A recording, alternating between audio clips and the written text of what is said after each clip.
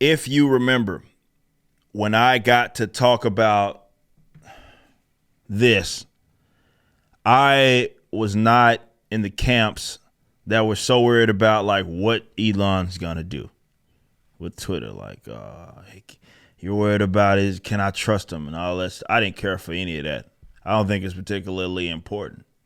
I think what's more important is the dynamics here and the shifts and what ripple that causes internally. How does Twitter take this? Man, that they think, at least on a subject that's important to them, considering the direction that Twitter's going, is on the opposite side of them. That's all that matters. It's perceived, even if it is just perceived, and those aren't even Elon's aspirations. That doesn't matter because you're still dealing with a dynamic change, which could have in itself its own set of consequences. And this is part of a story that we're going to cover today. Set the scene for you guys that don't know. Elon Musk, of course, becomes the biggest, basically, stakeholder in Twitter. He is now part of the board of Twitter, which means that he can't own more than almost 15% now. That was a part of the deal, but he is on the board, so he has some level of influence and can see what's under the hood and has access to that information upon which he didn't before. And it's happened in a very rapid situation. And of course, people are going to point to the fact that right before he did that, or rather when he put forward the idea that, okay, I am going to do something, he had asked people like, how do y'all feel about this platform? And be sure to answer these polls or this poll accurately because it's going to have consequences. And here, as covered by Reuters, which is hilarious, is that Elon Musk's arrival stirs fears among Twitter employees. Let's see what they say.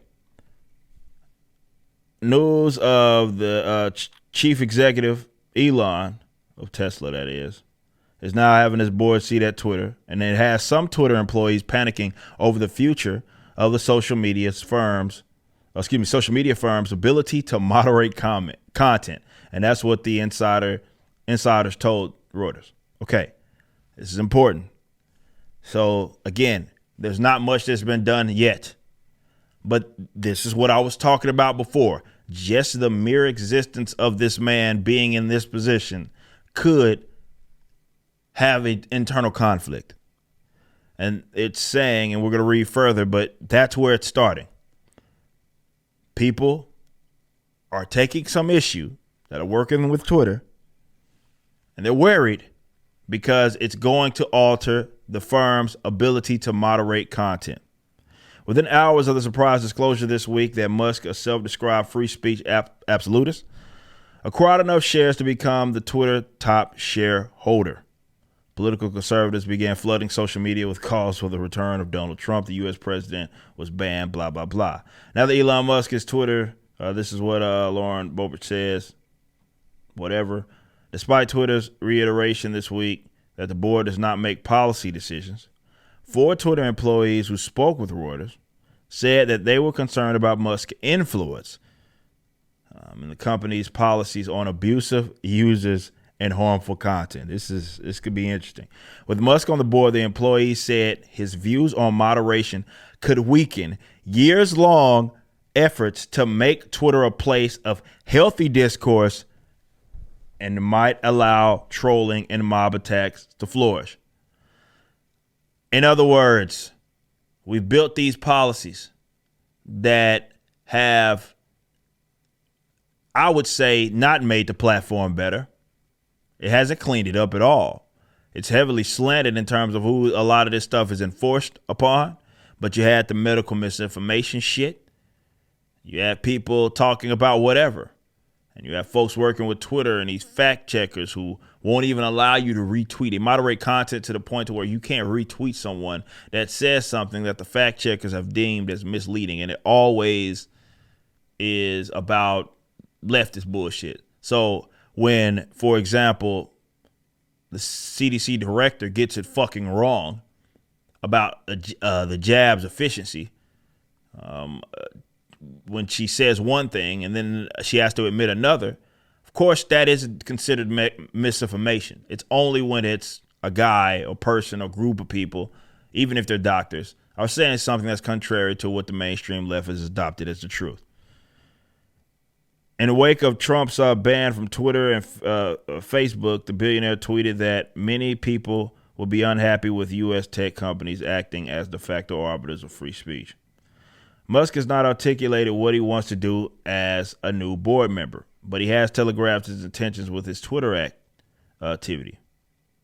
A week before Musk disclosed 9.1 stake in Twitter, he polled, and this is what I was talking about, the 80 million followers that he has, whether free speech, whether the site adhered to these principles of free speech, and the majority voted no. The employees who asked not to be named for fear of retribution point to Musk's history of using Twitter to attack critics. In 2018, Musk came under fire for accusing British diver who had helped rescue children trapped in a cave in Thailand of being a pedophile. And then Musk won a defamation case brought by the driver. So that's a wash. When asked for a comment, a Twitter spokesperson repeated in a statement on Tuesday that the board plays an important advisory and feedback role across the entirety of our service. But daily operations and decisions are made by Twitter's management. Twitter is committed to impartiality in the development and enforcement of its own policies. I find it hard to believe the board doesn't have influence, said one employee. If that's the case, why would Elon want a board seat? Well, it has some level of influence. It's just, look, I've worked with a billion dollar company in the corporate space.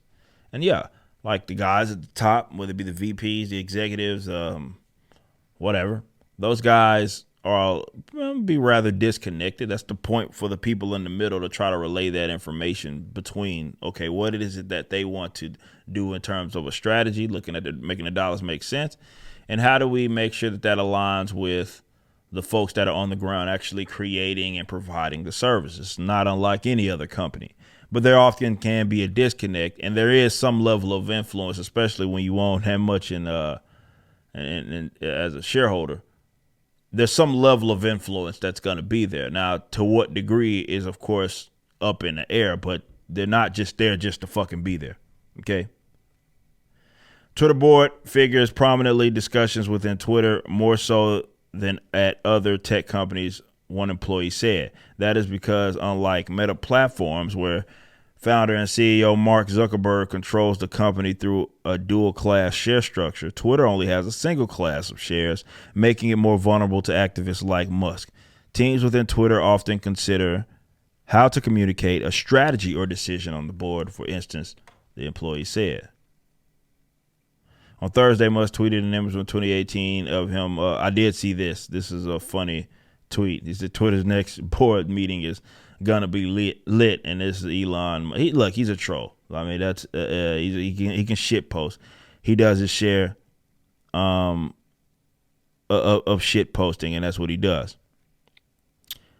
So what these guys are afraid of, and this is the conflict that I was looking to and wanted to see what happened and what was going to change out of this, is that they see him as something. It's less about him being that. This is why those of you, well, I don't trust. It doesn't matter if you trust Elon Musk. Doesn't matter if you like Elon Musk. That's not particularly important. They perceive him in one way. Okay. And because of that, it's going to cause a set of reactions. And right now, these Twitter employees are nervous as fuck, because they are looking at it like or whether we have been doing this and we've gotten away with doing some of these things and that he seems to be against. And could that derail what they see as progress? Now, you have to remember a lot of people that work for these companies are activists. OK, that's just what it is. It's funny for them to call Elon that. That's exactly what a lot of them are. And it's an extension of their politics, which is why the enforcement is very slanted on what you can and what you cannot say. And we're not talking about like threats of violence or stuff that is deemed as like egregious. We're just talking about having a fucking opinion on a jab. That in itself is slanted one way. So because it's slanted that way, they understand they've been able to gain a lot of power through that perception, right? That perceived legitimacy that they have of controlling something that so many people use. So they get to use that to really mold their own narratives. If they lose that, whether it be in a form of like what we have right now, or they're not as seen as like legitimate by the people, which is what I advocate. Once that happens, they realize that they don't have fucking nothing. They don't have shit. They have nothing. Let's say that. They don't have much outside of that. It's not like they have the biggest and brightest ideas. No, not at all. It's just that they have control of the channels. So if that changes, they have nothing, which is why they're going to be uber protective of that. And this is why they're so fucking nervous. So let's see what happens. I will certainly be keeping up with it, and I'll keep you guys updated on what goes down. You just listened to a clip from my podcast, For Canon's Sake, which is live throughout the week at 12 p.m. Central on youtube.com/YoungRipper59 and odyssey.com/@YoungRipper59. Be sure to check out my website, ericdjuly.com, so you can stay up to date with everything it is that I'm doing. You can also become a member and get access to a bunch of cool perks and exclusive content, which includes a social media hub where you can interact with myself and other members. It even has an app that you can get, which is now live in the Google and Apple stores.